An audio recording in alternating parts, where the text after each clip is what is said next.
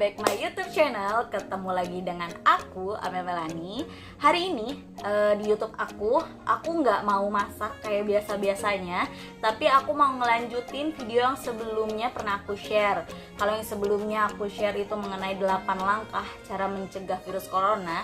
Kalau di YouTube kali ini aku mau berbagi sedikit informasi mengenai singkatan-singkatan yang ada atau yang sering dibahas di virus corona gitu guys.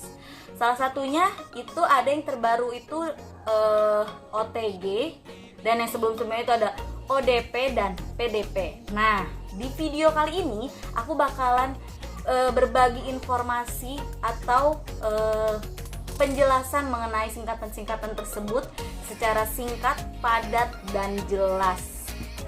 Yang pertama, itu tadi aku sebutin ada OTG ya guys ya. Ini langsung aja aku jelasin. Ini aku emang baca juga karena aku mengambil dari beberapa sumber. Jadi biar nggak salah informasi juga ya guys. Cuman di sini di video kali ini aku cuman ingin berbagi informasi yang aku tahu gitu, supaya kalian juga bisa tahu dan lebih paham lagi.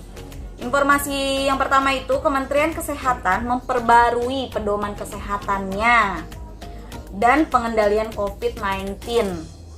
Itu diperbaharui per tanggal 27 Maret 2020. Emang sih udah agak lama karena sekarang udah terhitung bulan Mei, tapi mungkin masih banyak yang nggak tahu kan kalau soal OTG ini tuh apa sih gitu. Sebelumnya aku juga agak sedikit nggak tahu, cuman aku nyari tahu. Nah, makanya di sini aku mau berbagi sama kalian yang masih belum tahu atau belum paham. Oke. Salah satu hal baru adalah kategorinya yang masuk dalam COVID-19 itu adalah orang tanpa gejala, yaitu OTG yang tadi aku bilangin.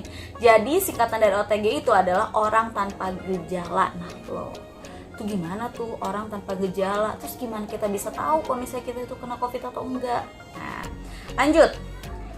Kategori OTG merupakan mereka yang tidak bergejala dan memiliki resiko tertular dari orang yang terinfeksi atau terkonfirmasi positif COVID-19 tapi memiliki kontak erat.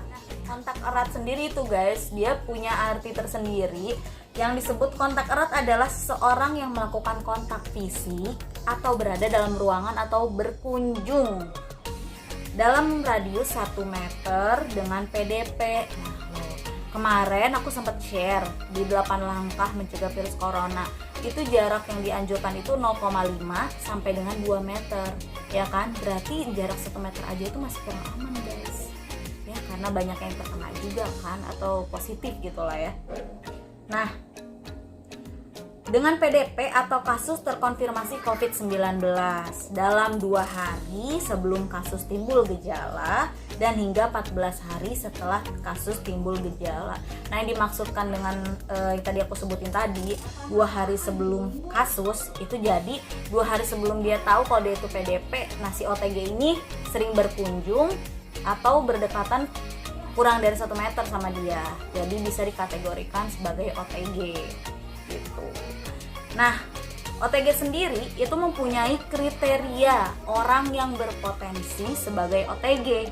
Nah, kriterianya tersebut ada 3 kriteria. 3.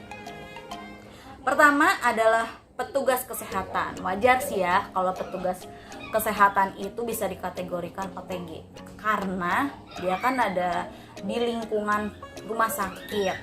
Terus di lingkungan banyak orang yang sakit. Dia juga menangani yang sakit juga. Jadi wajar lah ya kalau misalnya dia bisa dikategorikan OTG atau mungkin bisa PDP gitu. Nah, kenapa sih dia bisa kena maksudnya bisa masuk ke kategori OTG dan PDP gitu? Karena petugas kesehatan yang memeriksa atau merawat, mengantar dan membersihkan ruang di tempat perawatan kasus yang tanpa menggunakan APD.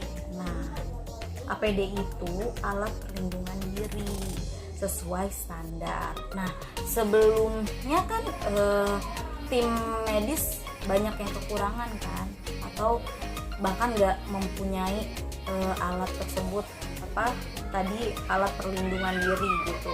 Tapi alhamdulillah sekarang sudah banyak yang make alat perlindungan diri. Jadi mudah-mudahan kasus ini cepat selesai ya dan berkurang gitu. Kalau bisa cepet deh sana corona, udah pusing ya kan mikirin corona terus. Nah, yang kedua kriterianya itu ada orang yang berada dalam satu ruangan yang sama dengan kasus. Nah, tadi kan udah aku bahas juga tuh ya kan, dalam satu ruangan. Nah, umpama dia 2 hari sebelum kasus itu dia sebenarnya udah PDP harusnya, cuman dia belum tahu. Nah, jadi adalah si OTG ini gitu. Nah, yang ketiga itu orang yang berpergian.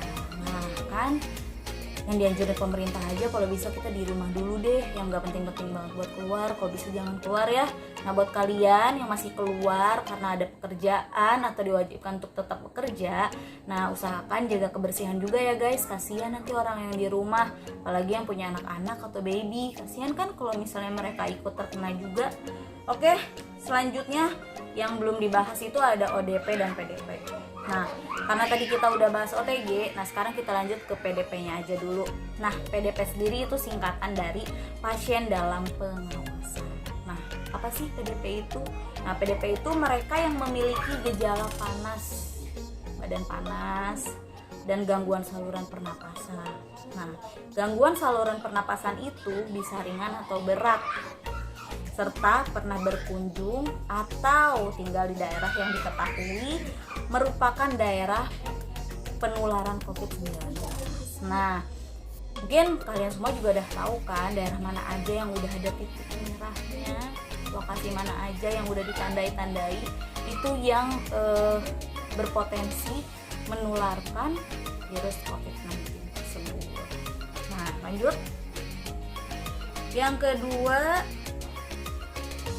itu ada ODP. ODP sendiri itu singkatan dari orang dalam pantauan. ODP adalah mereka yang memiliki gejala, masih sama sih sebenarnya, gejala panas atau gangguan pernapasan. Cuma bedanya dia nggak ada pernapasan berat ya guys, jadi cuman gangguan pernapasan ringan aja gitu. Dan pernah mengunjungi atau tinggal di daerah yang diketahui merupakan daerah penularan virus tersebut. Selain itu bisa juga orang sehat yang pernah kontak erat dengan kasus terkonfirmasi. Nah, ini kembali lagi yang tadi yang udah aku jelasin tadi, dia benar-benar sehat ya kan, sama sekali nggak ada gejala ya OTG tadi itu gitu kan, cuman dia berkontak langsung dengan yang terkonfirmasi positif corona, jadi dia bisa dikategorikan sebagai ODP, orang dalam pemantauan. Oke, sebenarnya sih itu aja yang mau aku share dari 3 singkatan tersebut. Itu ada, pertama itu ada OTG ya kan, terus PDP dan ODP. Nah, nggak banyak sih sebenarnya informasi yang mau aku kasih, cuman sedikit, tapi semoga bermanfaat buat kalian semua. Dan jadi kalian juga bisa lebih berjaga-jaga ya. Kalau bisa ya jangan 1 meter aja lah gitu, lebih dari 1 meter untuk berjarak dengan orang lain.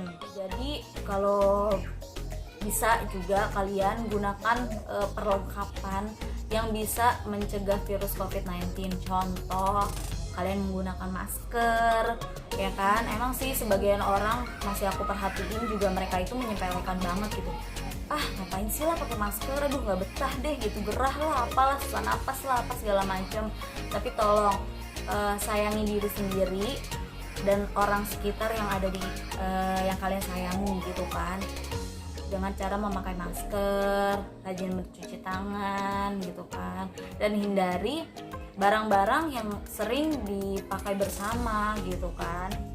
Kalau gitu terima kasih buat kalian semua yang udah nonton video aku. Aku nggak capek-capek buat ingetin kalian untuk jaga kesehatan dan kebersihan ya guys. Sekian dari aku informasi untuk hari ini. Mungkin di lain waktu aku bakal berbagi informasi lagi yang bisa aku bagi. Jangan lupa klik like dan subscribe jika kalian menyukai info atau video yang aku share ini. Terima kasih.